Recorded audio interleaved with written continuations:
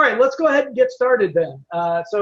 Again, welcome. Thank you so much for agreeing to serve the community as a peer reviewer in the Cybersecurity Skills Journal. This session is going to focus on, obviously, the process we hope to use at the Cybersecurity Skills Journal to be a more developmentally focused, constructive review process. And also, just wanted to alert you that these sessions we hold once a month on different topics. The Virtual Brown Bag Lunch series has been in operation for about 1.5 years now, and the prior sessions are available for those who are interested. They typically are on a variety of topics. We do have specialty events over the summer months. We've introduced this new format, which is a 2-hour format for interactive type programs. The other months have really more informational brown bag lunches, hence the name. They tend to be 45 minutes in length, designed to fit within a lunch period. 2 hours is a long lunch, but we decided over the summer months, and perhaps we'll continue. We've had really good feedback from these sessions. People seem to enjoy the more interactive sessions that we have, and so we'll be looking at the possibility of including future ones as well throughout the academic year. We had thought the summer months were especially useful for that because people, generally speaking, at least those of us who are faculty at colleges and universities, may have a little bit more time in our hands during the summer months, and so the increase in time would be easier to accommodate. We are planning, one of the sessions that we did as a full 2-hour session was a paper development workshop. The idea being that a number of potential writers and authors in this field perhaps have not had experience publishing in journals and might need more guidance, which again we'll talk a lot more about today as we get through the peer review process that we plan to use. And consequently, we're introducing a program format that's been used in a number of other fields that are sort of in the developmental phase, where they're introducing more rigorous research to a professional field. And in those environments, typically it's helpful to have a workshop where potential authors can communicate their ideas, get assistance in converting those ideas perhaps into an early abstract or first draft that then could be submitted for a more extended developmental review. And again, that's really the focus of our peer review system, which I'll cover here shortly. So we had a virtual paper development review or paper development workshop, a PDW, in June. We'll be having a physical one, which I'll talk more about here at the end of today's session, coming up at the 3CS conference at the end of this month. And in between, we have this peer review workshop, and then we will be having another peer review workshop later in the year for those who were unable to attend today or new folks that join the peer review network. So let's go ahead and get started. Again, I'm David Toby. I am the Director of Research and Assessments for the National CyberWatch Center, also the facilitator and host of the Virtual Brown Bag Lunch series, and the Managing Editor of the Cybersecurity Skills Journal. We have much more important people here on the call that are much more versed in the field of cybersecurity. We have with us today Casey O'Brien, who is the Executive Director of the National CyberWatch Center. We have Robin Gandhi, who serves with Casey on the editorial board of the Cybersecurity Skills Journal and serves as one of our associate editors. And I also see we have Alan Watkins in the group who had headed up our curriculum standards panel for the Information Security Fundamentals course. And so again, pleased to have all of you on the call, and of course, very pleased to have all of you willing to share your expertise and experience and guidance to the authors seeking to get published in the Cybersecurity Skills Journal. So today's session is first going to give you a quick overview of the journal's fellowship model and our publishing model for those who may have not had the opportunity to attend one of our earlier sessions where we went, we're not going to go in the same level of detail, but we provided some background on the Cybersecurity Skills Journal. Again, the recorded versions of those sessions, as well as today's recording, will be available or are available on the Cybersecurity Skills Journal website, which is a page on the National CyberWatch Center website. I'll post in a little bit the link to that in the chat. I want today to spend most of our time really walking through the editorial policy author guidelines. That'll be brief, but then spending most of the time really focusing on how to construct a developmental peer review. Underline the word developmental there. One of the things that we've discovered as we've launched this journal is there are a number of people in the domain who really have great ideas, have had tremendous experiences, have innovative new approaches to either cybersecurity education or cybersecurity practice, but not have had as much experience in authoring papers for rigorous scholarly journals. And consequently, in order to encourage more of that wonderful work to be published and disseminated to a broader audience, we recognize that a key role for the Cybersecurity Skills Journal is to help authors move their ideas from concept to publication. Accordingly, we structure our panels in a very different way. They're much larger. We have 10-person review panels, and the intent is to certainly at first determine if there's a good fit of the manuscript with the mission of the journal, but then very quickly get into a role where we are assisting the authors in developing the most impactful and valuable manuscript for publication. So we'll talk about the practice that we plan to use, and then we'll give you an opportunity to put that practice in use by looking at two different manuscripts. We'll break the group into two here. I'll take half, and Robin will take the other half, and we'll give you an opportunity online to share your thoughts on two of the manuscripts that have been submitted. Manuscripts tended to be fairly short that we've received so far. There's not really a length per se. We do give guidance that articles in the journal will be less than 10,000 words, but we leave it open for really what's appropriate for the content that is being written. So again, we'll give you an opportunity to look at a couple of the manuscripts that have been put in for review, and then give you an opportunity to practice the techniques that we're suggesting, as well as give us feedback on additional ways in which we can encourage more authors to submit and provide authors better feedback. Finally, we'll end the session today talking about how we'll be applying these techniques in facilitating paper development workshops, otherwise called PDWs. Again, we'll have one coming up here at 3CS in just a few weeks, and then we plan another virtual PDW in September. And certainly would love to have many of you, if not all of you, participate in that to help facilitate the workshop guidance to authors that attend. Okay, so for those, again, who are not perhaps familiar with the Cybersecurity Skills Journal focus, we really are very focused on evidence-based approaches, meaning we're looking for not simply essays or ideas, but rather ideas that have been supported by some evidence of their effectiveness. And whether that evidence be a case study or that evidence be some form of statistical analysis to investigate its impact on developing cybersecurity capabilities. All of those are really our interests, but we want to make sure that we are publishing material that people can rely upon as strong indicators of effective practices in the cybersecurity practice as well as cybersecurity education. Accordingly, we run a double-blind peer-reviewed process. That means when a manuscript is first submitted, the system strips it of any, and our requirements for authors is it's stripped of any identification of the authors. Consequently, neither I nor any of the associate editors or peer review members are aware of who those authors are. That includes eliminating any self-citation in the document.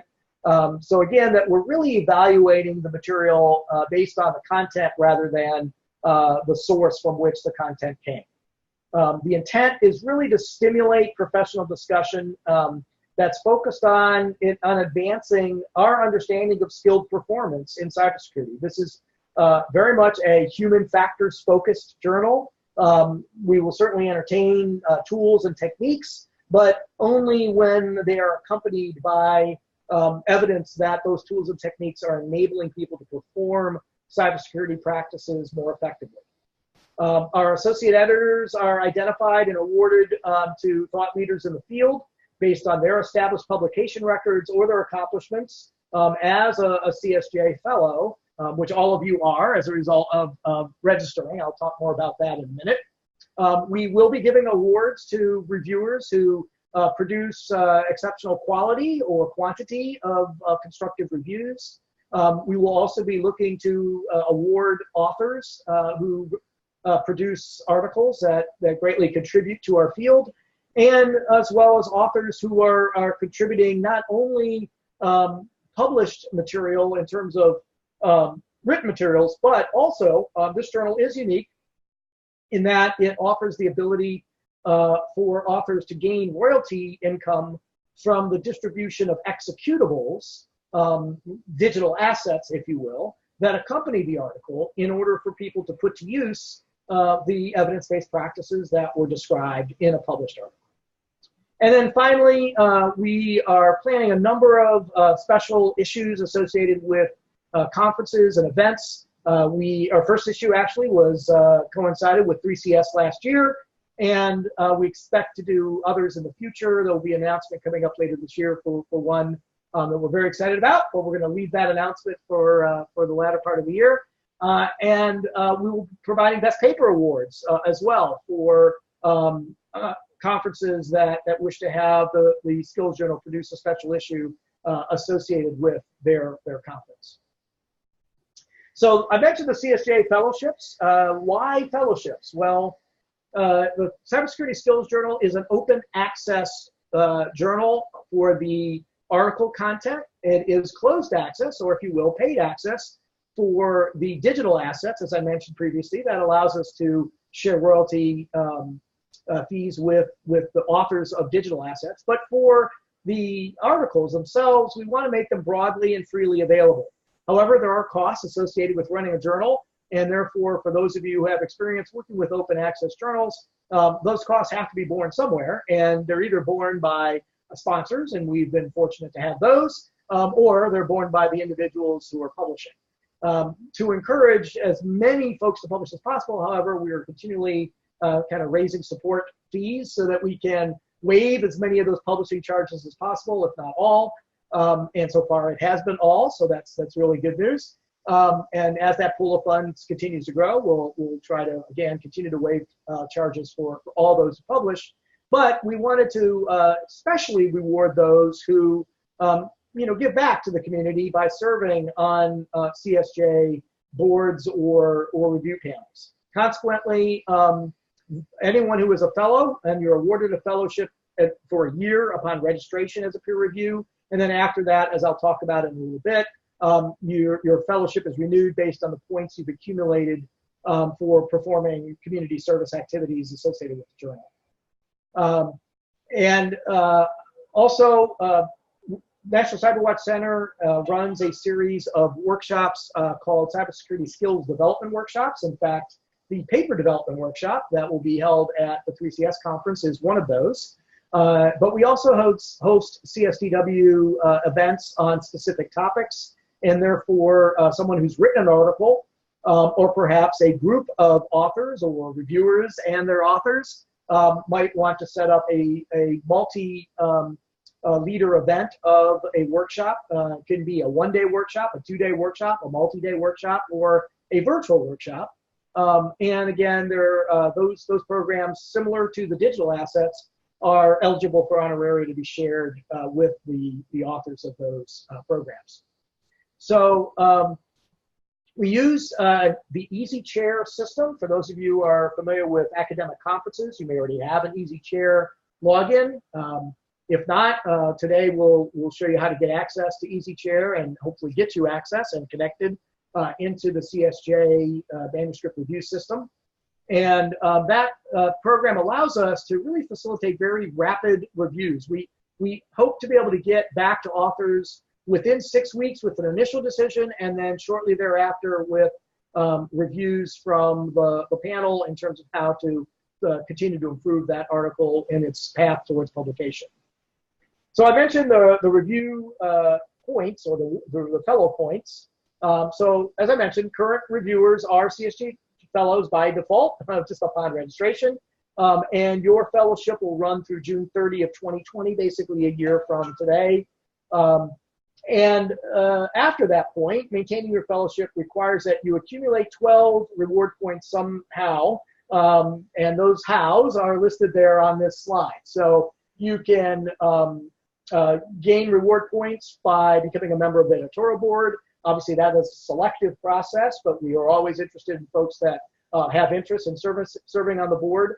Basically, we meet monthly, so if you attend 10 out of the 12 meetings, you can earn up to 10 out of those 12 fellow reward points by being a member of the editorial board. If you are named a section editor for one of the sections in the journal, that's 8 points. A topic editor is also 8 points. And then for people who publish in the journal, they are awarded 6 points. So therefore, someone who publishes 2 papers a year in the journal fulfills their requirement to maintain their fellow status. Typically, we'd expect that first article to coincide with their also registering as a reviewer, for which they get 1 point. But it also gives them that year's worth of royalty, of fee paid publication, so they don't have to reimburse for any publication charges associated with their articles. Review panel leads also earn 6 points. That's when you're leading a group of 10 reviewers, and a review panel coordinator or collator is the person who collates the reviews from those authors and creates what's called a meta review. You'll see reference to that in EasyChair. That's also worth 6 points. Again, a lead could also be the collator. There's 10 points available there for someone who does that for one particular manuscript. The review panel participants each earn 2 points, and therefore, if you serve on several panels reviewing multiple papers, obviously it's fairly easy. Well, 6 papers would get you, that alone would get you enough to earn your 12 points. Of course, all of these are done in combination, so simply by registering, you get a point. Simply by submitting a paper for consideration, you earn 2 points. And all authors who are authors on a paper receive those points. So we're effectively trying to do things that encourage people to be engaged with the journal, recognizing that, and then rewarding it, obviously, with ensuring that their published work can be distributed without charge, but then also give them access to some of the royalties and other opportunities to earn some income through the journal. So if there are questions, by the way, as we go along, feel free to use the chat channel. I have everybody on mute right now because I want to get us to the interactive portion of the session. However, once we open it up, if there is, questions, we can certainly have you, voice those before we jump into the interactive session. So we'll have an opportunity to voice any questions or comments or ideas that you have. But up until then, if you wouldn't mind just posting that information in the chat, it will facilitate moving through the background material as quickly as possible. I do see a couple questions. Let me go ahead and answer those before they scroll off my screen. So Alan was asking how far in advance are the CSDWs scheduled. It really does depend, Alan, on the CSDW. Typically, we'd like to get them promoted for at least a 3-month period or more. But it really depends on the event, and in some cases, CSDWs may be held in multiple locations around the country. We have partner agreements with folks who run conferences, and therefore, there may be an opportunity for multiple events. Virtual events tend to have a shorter cycle, so if we did a virtual CSDW, in theory, it could be scheduled, a month or 2 in advance. But we do try to give as much opportunity for promotion as possible. And really depends on the CSDW authors how far in advance that makes sense to do. And one other question, does a published author include being a co-author? Yes, absolutely does. I tried to touch on it before. Hopefully your question may have come in before I mentioned it. But yes, authors are anyone included as a co-author in an article that's submitted. Okay, on the screen here, hopefully chance to read it, so I won't have to go through too much details. Information on our key guidance given to authors. There is an author guidelines document that is again available on the website, and it offers not only detail about what we're looking for in an article, but provides the specifics in terms of font size and document length and format. We are using the IEEE published format, and so that has a specific guidance regarding the reference styles and headings and page layout. So again, all that information is available in an author guideline document. This covers the primary key points of we're looking for original contributions, and we're especially interested in articles that are focused on improving practice. Our journal has a subtitle, which is a little different than most in the academic field. If you're familiar with academic journals, often they say research and practice. We've switched those two and made it practice and research to make a point, which is that we are very focused on improving cybersecurity practice and using research to do so. Therefore, we are especially interested in those articles that show substantial improvement in effectiveness in executing cybersecurity programs and practices. We're also, though, focused on cybersecurity education and how do we teach people in better ways or produce better outcomes from that educational or training process. Consequently, we encourage folks to submit instructional design articles. And in both cases, the practice articles and the instructional design articles, as I mentioned earlier, could include digital assets. In the case of an instructional design, for instance, it might include the learning management system cartridge or other materials, assessments or labs, executables that could get distributed through the journal, and again, with royalties paid back to the authors. Okay, a little bit about the types of articles that we entertain. This research publication matrix came from some work done a number of years ago with a group of professors and researchers in the business management field. And what became apparent was that there are 5 areas that are pretty typical in a scholarly journal article. It starts with a lit review, a literature review of the prior work that's been done in the field, establishes the problem and the conversation that's occurring in the literature, the debate, if you will, that people are having that needs to get resolved through some new research. It includes some aspect of theory, some projections, some propositions, some hypotheses in terms of what the expectations were prior to conducting the research, the method that was used in performing that research, the data that resulted from it, and any evidence that occurred or results or findings that came from it, and then finally the implications of the results for practice and research. So if you take each of those typical sections of a document and you kind of cross them with each other, hence the matrix, what you realize is there are 25 different possible papers that can come from any one research topic. So if you have a specific issue that you'd like to research, you can begin by just simply doing an annual review, looking at all the work that's been done over the prior year, or perhaps 5 years or 10 years on a particular topic, and assembling all that into a review article. That's perhaps the simplest place to start because you're not doing anything new in terms of designing a new study, but you're reaching out and hopefully systematically, hence the need for method, reviewing the work that's been done previously to ensure that we are getting a balanced and well-founded and grounded view of the latest research and findings in that particular area. At the other end of the continuum, all the way down to action research, it might be a study that's focused literally on work done in the field as a practitioner, having had experiences in implementing a particular technique and finding that technique to be successful, developing a paper that described the process that was used to not only develop the technique, but test that technique in a variety of settings, again, either on a case basis or a more statistical or quantitative basis. In between are a variety of other studies. I'm obviously not going to go through all of them today, but it gives you hopefully a feel for the kinds of papers that we might receive in the Cybersecurity Skills Journal. And the primary purpose of this is really to get you thinking about what are the types of papers, both topical as well as form, that you might find interesting and feel you're most qualified to review.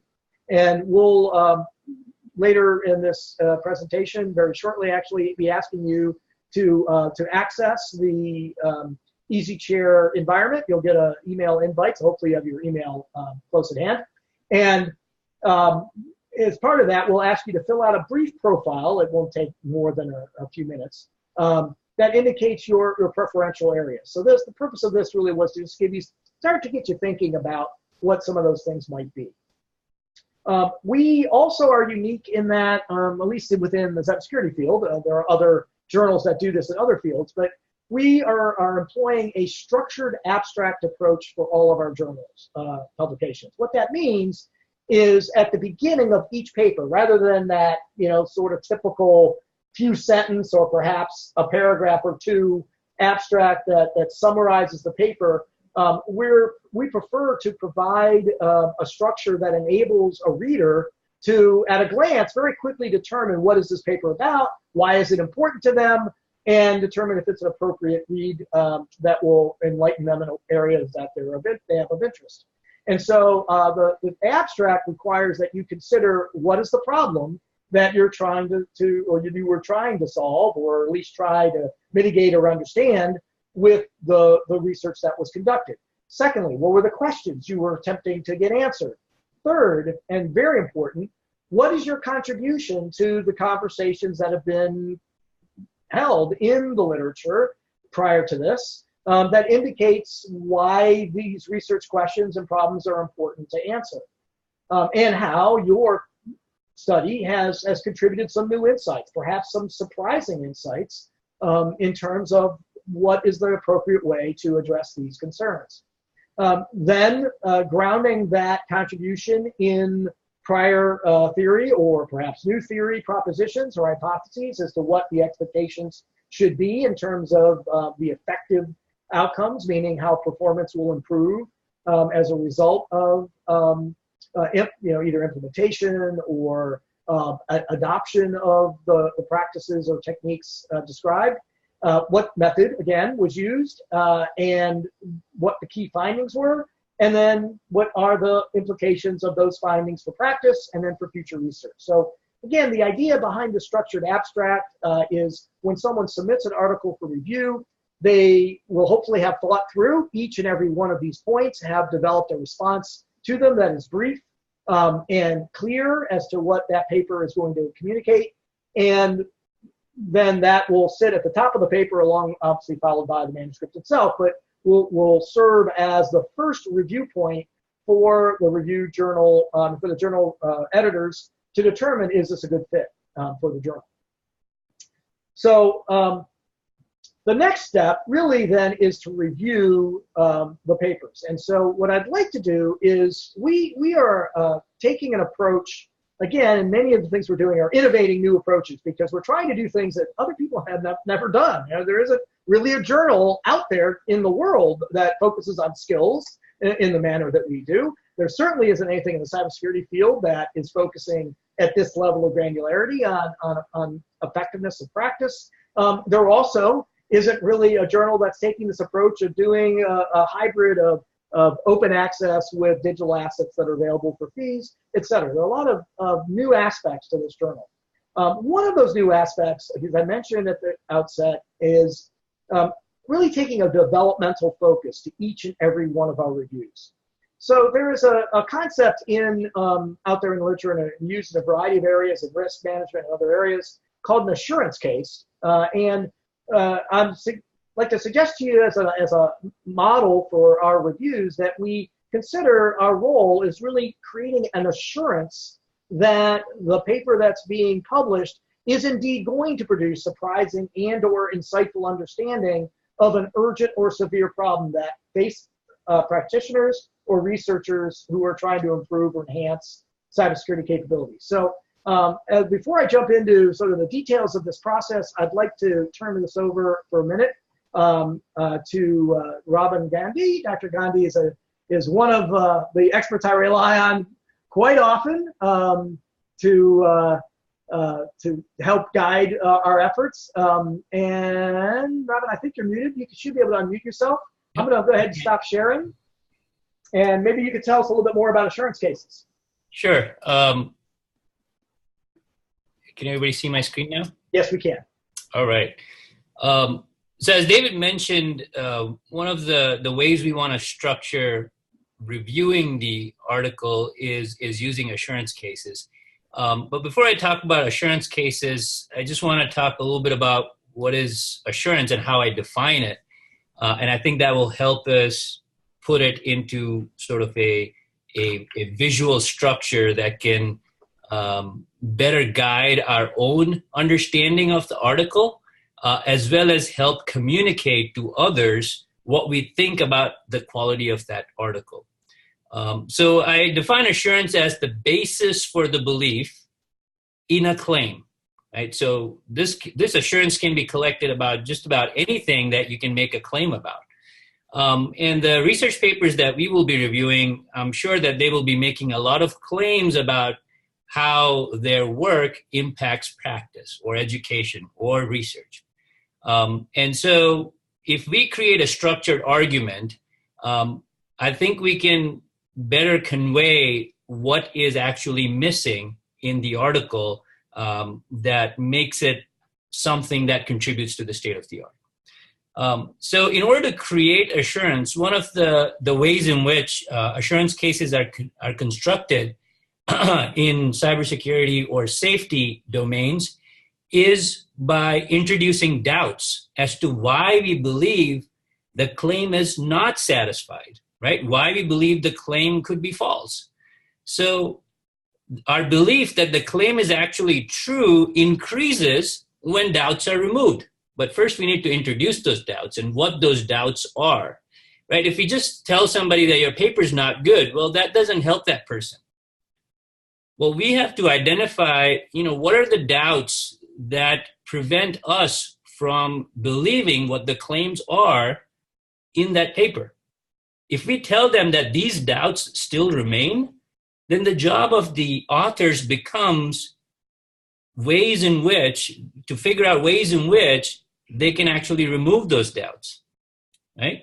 So this process is generating an argument that uses the evidence that the authors have produced and eliminates the doubts that were introduced during the review process to generate more higher belief in the claim that the paper is making, right? This is where the assurance case fits in. So typically the process that we follow in order to generate a good assurance case is called eliminative induction. In eliminative induction, we introduce a series of doubts for some claim that is made, and then we progressively eliminate those doubts using evidence. Okay, so this is evidence-based practices in order to improve assurance in the claims that we're making. Okay? So, enough theory. I just want to show you a quick example of what I'm talking about. So I have this kind of a silly example, but hopefully it conveys the use of assurance cases. So here I have a top level claim that Twitty can fly, right? And I provide a little context that Twitty is an animal, right? And so in order to believe this claim, if you remember, eliminative induction relies on introducing doubts. So I introduce a rebuttal for this claim. I say, unless Twitty is not a bird, right? At the time this claim is presented, I don't really, know who or what Twitty is. And so I introduced this doubt, unless Twitty is not a bird. So in order to address this doubt, I introduce another claim that Twitty is a winged bird, okay? Well, there are some doubts that remain, unless Twitty is handicapped, or unless Twitty is a penguin, Twitty still cannot fly, right? So I introduce another claim, subclaims, that Twitty is physically able, and I produce evidence, such as a physical test report, and some people have seen Twitty fly, right? So this is evidence that is collected. These could be findings in the paper, these could be sections in the paper that talk about certain things. So the authors produce evidence that support the claims being made and create an assurance argument. right? Similarly, we can have arguments in a different branch. And as you see, this is creating a multi-legged argument to support the top-level claim that we had come up with, this Twitty can fly, right? Now, we just don't have to, sometimes we don't just take the evidence, as presented. We can introduce doubts even in the evidence. So here, I presented Twitty's DNA test results, and I introduced a doubt that unless the DNA test was contaminated, right? So maybe the method that was used in the research was not appropriate and things like that. So the evidence does not produce the conclusion that we're looking for. So here I introduce another subclaim which says that the DNA sample had no cross-contamination during the test, evidence of lab procedures that were followed, and then end the argument. So as you can see here, this is a much more easily reviewable, easily understood. And if there's not enough evidence in some branch, then we know what to generate, right? What is missing in this argument. So while this example was a little silly and out of context, I took the structure that David shared a little while ago regarding a structured abstract. And you could construct a simple assurance case like this, which says, here's a top-level claim that the paper includes material that advances the state of the art. And I could introduce a series of rebuttals just based on the topics of the structured abstract. So unless the paper does not identify the problem, unless research questions are missing or not well-formed, unless the contribution to literature is missing or misleading. So you get the point here. So I've introduced right away several rebuttals that check what should be actually included in the paper, right? Now we could go one step beyond that and say, what's the quality of the problem that's actually discussed? We can get away from, whether it's there or not, but essentially, what is the quality of the problem that is discussed in the paper? So I can introduce another doubt unless the problem is not relevant or interesting to the CSJ community. Okay, so that's a doubt that we need to remove. Unless the problem is not urgent or severe for researchers and practitioners, right? So again, has the paper made an argument so that, or presented evidence that, so the job of a reviewer, us when we are reviewing the paper, our job is to seek evidence that helps eliminate these doubts. So we can introduce subclaims that address these rebuttals, these doubts, as the problem is relevant to CSJ readers, and the evidence that we seek is perhaps relevance ratings from at least 2 reviewers that say, yes, it is relevant. This is pretty simple evidence. And again, this is not, set in stone. This was just an ideation, kind of quickly developed just to get the point across. We can also start to talk about, the urgency and the severity of the problem by whether the authors of the manuscript have they motivated the problem using key conversions in recent history. Have there been a variety of papers on the topic? Have people debating this topic in recent literature? And so evidence of sections of the paper that discuss key paper conversions, right? So other authors that are also talking about the same problem and perhaps new insights that this paper suggests that need to be developed in order to add to the conversation. And then, another issue could be, the problem is grounded, another claim can be that the problem is grounded in contemporary or upcoming issues in cybersecurity. And so this is more practitioner focused, sections of the paper that discuss contemporary relevance of the work. So again, is the paper making a good, taking a good step forward in describing the problem, describing its relevancy, describing its urgency to cybersecurity practice. So again, this is a very meta level analysis. We can prepare such assurance cases very specific to the topic of the paper being reviewed. And those assurance cases can be in visual format or just, in structured just written out format. So, I have another example here. It's just, a kitty search process, discovers no cats. Again, another silly example, but, I could write this out too, where I could have a series of rebuttals identified for each claim made in the paper. I go through eliminative induction by eliminating doubts.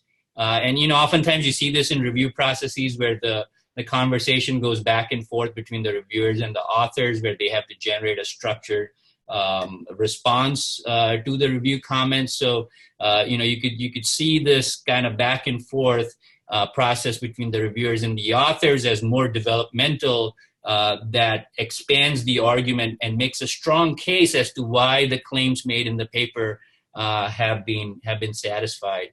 And then eventually this argument ends in the presentation of evidence, which is facts, towards the end. So again, assurance case is one way to kind of have a structured conversation between the reviewers and the authors in order to better develop their paper.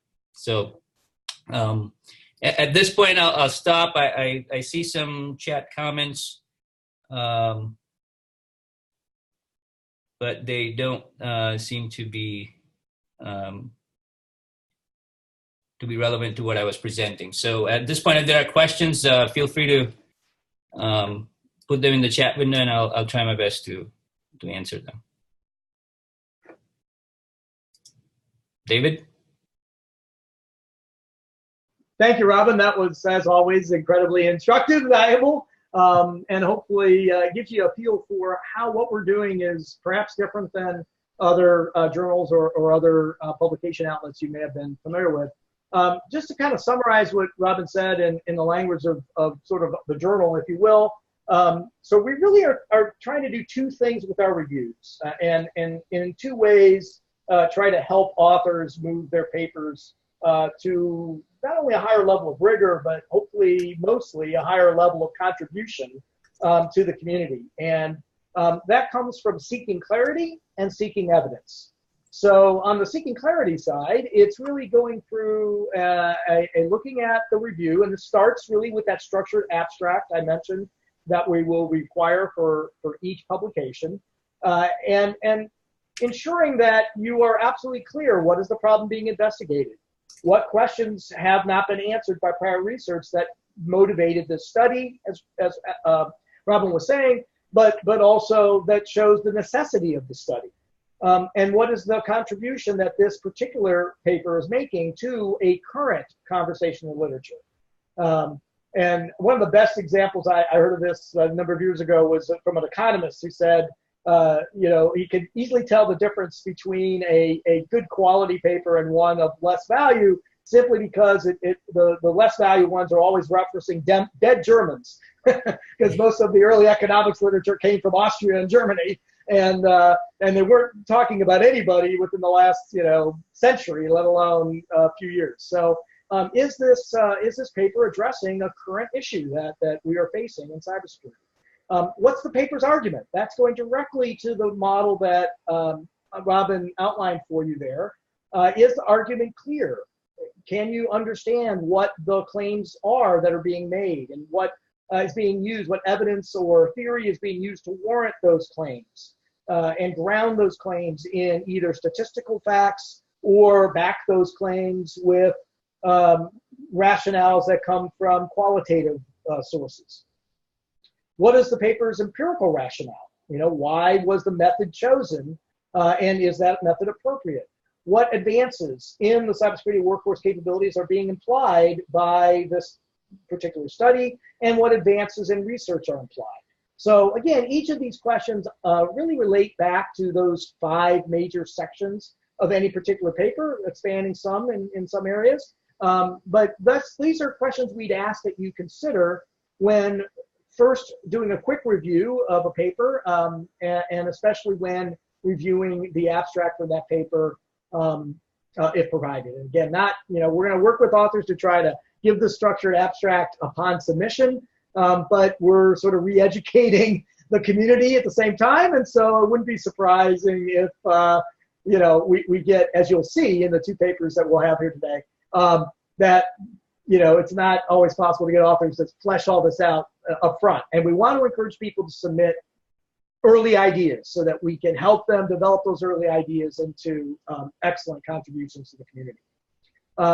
Then when we are doing a detailed review of the manuscript, we also want to make sure that we're seeking evidence that that clarity is indeed supported by strong writing and strong results. So why is the paper addressing an urgent and severe problem? What is the evidence that you can cite in providing a feedback to that author that indeed it was clear to you that you are addressing an urgent or severe problem? Or conversely, if you were unable to find evidence, perhaps the statements indicated that there was a claim that this was an important problem, but you didn't really see anything in the literature review that they provided which indicated it really is recognized as an urgent or severe problem. Why are practitioners of prior research debating or lacking an understanding of this? How does the paper convince you that indeed new studies are needed? Why is the paper surprising? That's one of the most intriguing aspects of new research. In fact, there was a paper that was well cited across a lot of different domains that was literally entitled, is this surprising? Or is this interesting? And the best papers are ones that surprise us, that question our assumptions, or that bring up new information that we hadn't thought about. So is this paper surprising? Are some of the results or some of the claims made something you didn't expect? Or is it contributing in some new and important way?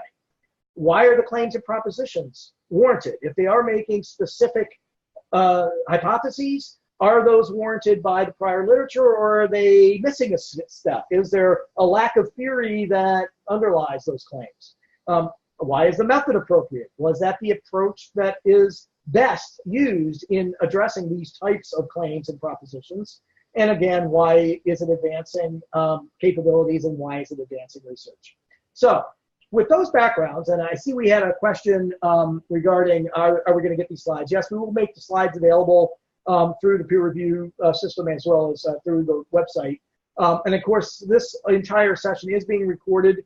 And so you can, if you wish, go back to the recording that will be posted on the CyberWatch website. So we want to now give you a chance to put this to use. And one of the primary purposes of these sessions is to really give you a chance to put into practice ideas and techniques that are being discussed at the virtual brown bag lunch. So we have about an hour. And therefore, what we'd like to give you an opportunity to do is to review a manuscript.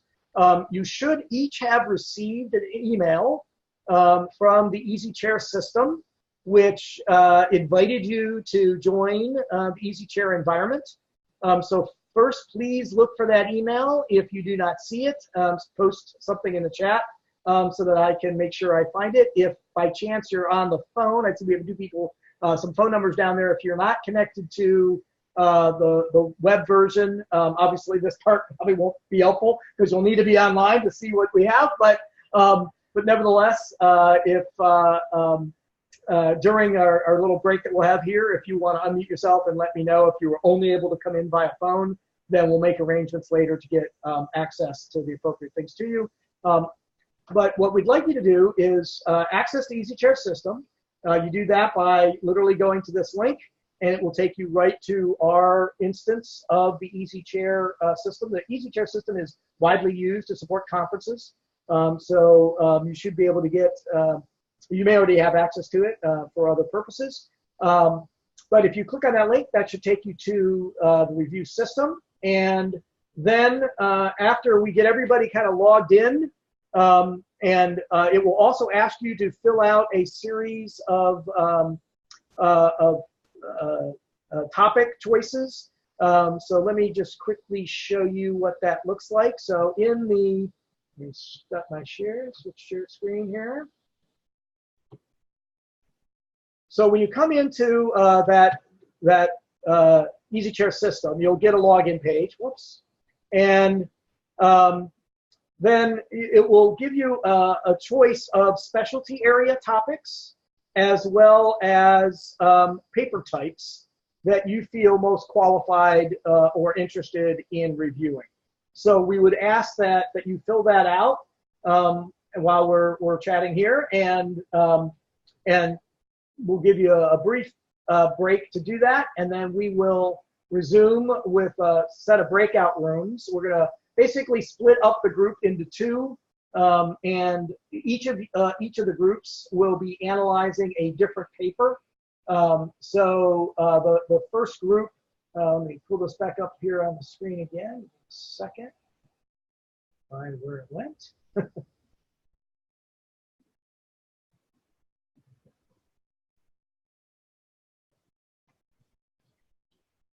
Okay, and so there's two papers here. Again, the links are both here. You can obviously type in that link, because bet you can't click on it in the Zoom, but they're designed to be short URLs so that you can easily type them in. And again, you'll see a notification that you're in breakout room or breakout 2, and then afterwards we'll bring you all back together into this room, and we'll get your thoughts on the challenges to constructing a development overview, to seek clarity, to seek evidence. And then we'll finally have just a quick overview of the process for future reviews in terms of bidding. So, thank you, Robin, for pasting that in the chat. Good thinking. I should have thought of that. So, at any rate, I'll let you go ahead and log into EasyChair, and I will be setting up the breakout groups while you're filling out your profiles. Robin, you there? Yes, you are? Yeah, I'm back now. I'm back now. Okay, so a couple things just procedurally, and then I'd like to just kind of do a report out. And I know you guys were talking about some issues, and we identified some concerns as well. And that's really the point of this process, this first process, because there's nothing like reality to throw out every theory. And the reality is these were two real manuscripts that were submitted for review, and so we didn't choose these simply to try to make a point. We chose them simply because they were submitted, and they are what they are, and they're in the state that they're in, and that is the reality of the type of product that we will certainly need to consider, along with all the issues that are attended to it. I know your group, Robin, was having sounded like a vibrant discussion. I only caught the end of it about plagiarism, which is a real concern in this space. So before we jump into that, though, a couple of minor points, or a couple of just generalized points. So one thing I learned about Zoom is, when we went to the breakout rooms, there were some people that didn't get there. I apologize. I don't know how, and I wasn't able to fix it. So I appreciate your patience if you kind of hung in there until we all came back. And that's something I'll try to figure out with Zoom support down the road. But again, I apologize for that. And similarly, we had a situation in my room where we had an individual who didn't realize, probably didn't realize they were all unmuted to facilitate our conversation. But then Zoom took away my ability to remute everybody or remute anyone. So I actually had to go completely out and come back in. So again, technology is wonderful and technology is painful all at the same time. So I apologize for any of the technical disruptions. However, I do think, at least, from what I heard, Robin, in your group, and I know just from the brief dialogue we had in ours, there's recognition that there's a lot of work to be done by at least the paper we looked at, and I imagine the paper you looked at. And I will tell you that these are, believe it or not, better than some others that we have received in terms of the nature of the topic, the structure, and kind of the readiness, if you will, to enter into a review process. Now, for that, the reason I mentioned that is, if you recall the first, that first card that I put up, which I can reshare here. 1 second. So this first seeking clarity card. The reason I suggest we begin with this, and I was mentioning this to my group, and Robin, I don't know if you had thought about mentioning it to yours, is I view this as a quick review. The seeking clarity review is something that should be conducted in a very short period of time, certainly less than 30 minutes, maybe even less than 10. And the reason is clarity and obviousness are related directly. If it isn't obvious what the answers to these questions are, then the author needs to be instructed in terms of the areas in which clarity is lacking, and that's the end of the review, of that stage of the review. And it should go back to that author, and we don't want to waste time of reviewers getting into the details of a paper that isn't adequately structured. Accordingly, we are going to do our best to try to get abstracts to be structured in this way. On the other hand, we do want to encourage, we don't want to discourage authors from engaging with the process of developing manuscripts. That said, we obviously also want to be respectful of our reviewers, so they aren't spending time with authors who aren't going to make progress.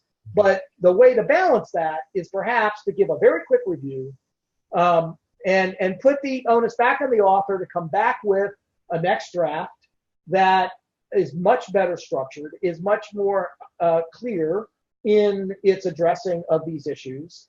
And if it has earned the right through the clarity of answers to these questions, then we would then begin the process of seeking the evidence of the assurance that the paper is providing a contribution. Does that make sense, or how does that fit, Robin, with the discussion? Yeah, I mean, I didn't specifically mention that. We did start with seeking clarity, and after going through those questions, it was pretty clear that the manuscript that we were assessing did not have those things clearly identified, or in some cases totally lacking. So, just at a first brush, several members in our group thought that the paper was not relevant to CSJ at all. But then there was an argument made, depending on some of the implications mentioned, that this paper could be helpful for certain roles and responsibilities like threat analysis and threat assessment. But the paper itself didn't make that argument, so it kind of left up to the reader to really understand how this could be used and where it could be used. And so that was one of the major sort of weaknesses. And one thing we did is we kind of brainstormed, how long it would take to do such a detailed review, providing developmental feedback. So some of the numbers I received were a half hour to just go through the abstract, which kind of is in line with the quick review that you mentioned. And then about a range of about 2 hours to about 6 hours to do the more detailed thorough review of the entire paper, also providing developmental feedback. So that kind of, I think is in line with what you just described in terms of the process. The reviewers would also like the manuscripts to be already in IEEE format, because just looking at the two papers, they weren't standardized in their formatting. They also had a lot of issues, inconsistent formatting. So, most of the reviewers preferred that they are already put together in the appropriate format before even the review starts. Which is something that we can handle at the associate editor phase, right? Right. We get that first review. Right. Yeah. Just right away. Yeah, Robin, your comments actually raise a couple interesting points. Again, let's all recall that, this developmental process we're engaging with is really quite different than what a lot of journals go through, right? It's iterative. It is more involving of reviewers as well as the authors, obviously, in the process. So one suggestion, though, that came to mind as you were talking was, I recognize that a very detailed review by a single individual certainly would take hours to do. And so there's two parts to that. One, we want to try to structure our review processes so that they can be done, if you will, in sprints, not in marathons, right? So, I think to my interval training, where you want to do, a quick run for like 20 seconds and then, then take a rest and then do another quick run. And so one way we might want to think about this is the seeking clarity thing with the abstract. Yes, we as editorial team need to make sure that the structure is appropriate for our reviewers, so we're not wasting the time there. But secondly, that if the focus is always with a very specific purpose in mind, that each review cycle, and I say it that way because I suspect we're going to have not one or two cycles, but maybe a dozen or more cycles, is designed with a very specific purpose in mind. First purpose is there clarity in the abstract? If there isn't, stop, send it back with instruction as to where clarity is lacking. And again, the bar is obvious. If I can't immediately see that answer, it's not there. I'll assume it's not there. It may be there somewhere deep in the paper, but that's not your problem as a reviewer. That's the problem of the author. They have to make it clear right up front, preferably in that first sentence, what is the problem, right? And so what I suggest you think about as a concept is a way to make this process palatable, because we want you all to be engaged. We want to be respectful of your time and energies and whatnot. And so we need your help in doing that in being very efficient by limiting your scope. So limit that first scope to quick review of that abstract. Is it all there? If it isn't, what isn't there? End of the review. Secondly, when we get to that more detailed review, this is where having a group of 10 may be helpful, is rather than everybody reading the whole thing, perhaps we focus just on specific questions in the seeking evidence. Maybe one panelist focuses only on the problem statement. Is it urgent? Is it severe? What might make it more clear, and what evidence might help to make it understandable why this is urgent, why it is severe, what assurance questions, if you will, or assurance evidence could be provided. Another person might be looking at just the contribution statements. Somebody else might look at only the method. What do you think about that as a way? Because we want to be very sensitive to your valuable time. At the same time, we recognize that the papers we receive, because of what we've seen, are likely not to be well formed out of the gate. One of the related topics I know Alan brought up was what is the kind of form that the reviewers will be filling out? My thoughts were, it would include some ratings, like you see in a typical review process, yep. and also open comments that would pertain to each one of these questions that are displayed here. That's actually a two-part question, Robin, in the sense that there is what's there at the moment, but more importantly, what I like about EasyChair is it does provide us some flexibility to alter those things. Some, not entire, but in the reviewer instructions. So let me switch share screens here for a second. So in that link that we provided you, which takes you to a document that provides some instructions for engaging with EasyChair, there is this step 3 of submitting a review report. Now, this comes from another conference that did that, so it's not our exact screens, but it gives an idea. And one of the reasons for that is, our exact streams are a work in progress. So your feedback on that also is very helpful. We are using the process and building the process all at the same time. So feel free at all times to share your thoughts on how we could improve it. But it certainly includes some information. One of the things we talked about in my group about the reviewer, I should say, the authors will be in a blind review process. Will be hidden. You won't see that. But one thing that we discussed a little bit in my group, Robin, is the idea of conversants. And we all can't be experts at everything. So if you come across a paper and you've identified, as you should have identified in step 1 of seeking clarity, who specifically, what papers specifically, or publications specifically, are the conversants for this specific paper, meaning who are they contributing to? Whose argument are they engaging in? One option is to actually invite those authors to participate in our review process. And EasyChair makes that easy, hence the name, I suppose, because you can have what are called sub-reviewers. So if you have a recommendation of someone who you believe should be asked if they would consider reviewing at least a portion of the paper that relates to their citation, we can include them here, invite them, and generally speaking, what I have found in other journals is that if an author, a published author, is being cited by a new paper, they're interested in knowing about that. They're interested in knowing, what are they saying about my paper, right? And how is, what I have found related to what they found, because they wrote a paper, so you think they have interest in it.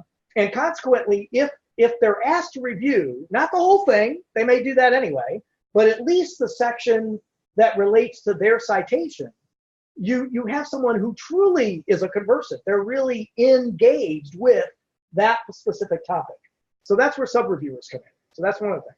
Then there's evaluation that Robin was talking about, and this is something we will evolve over time. But whether or not it's appropriate and appropriate for the audience and appropriate for the expertise that is being developed and evaluated. But also, Robin, this is where I'm thinking that we could incorporate some of the assurance case methodology is in the evaluation. And then most importantly is there's the open feedback.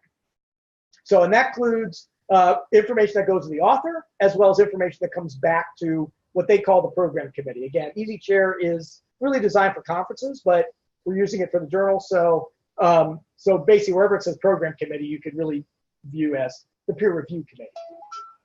Does that help answer some of what you're asking, Robin? Yeah, I think it does. And I'm not sure if Alan has a few more comments on. Yeah, Alan, please. Process. No, I was actually trying to find the page that you're displaying. That shows up once you have received a review. So to submit. So okay. So that's actually a great segue.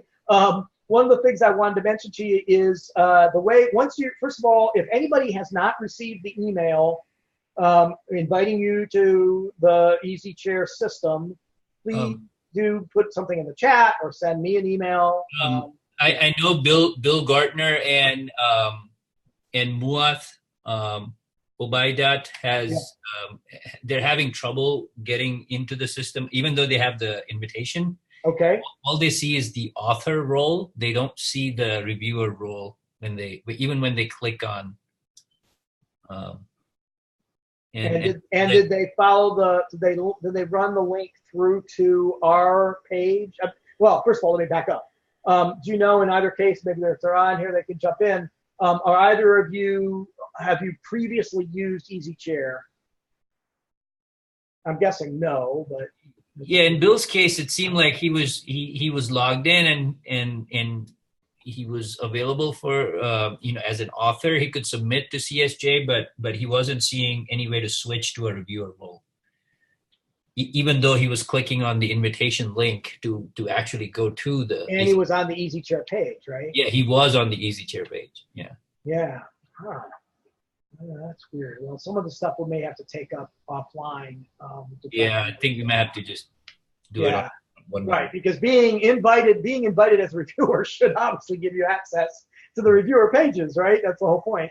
But going to Alan's question, so once you are in the system, when a new manuscript is deemed worthy for review, meaning it has gone through my pass to make sure that they follow the guidelines. It has gone through the associate editor's pass to make sure that it's structured appropriately, things that you already talked about. It would then be made available to individuals who have indicated topic interest in that area and paper type interest in that area to bid on. This is the terminology that EasyChair uses. So basically what happens is you'll get a notification that says this manuscript is available for bidding, and it will allow you to identify whether you're interested in reviewing that paper. And if you are interested, that information comes back to the editorial board, and then based on interest in other people's assignments and all that, people are assigned to a paper for review. So once that happens, then you'll see that page that I was showing, Alan. But until that happens, there's nothing to review, so you wouldn't see that form. I hope that helps. It does.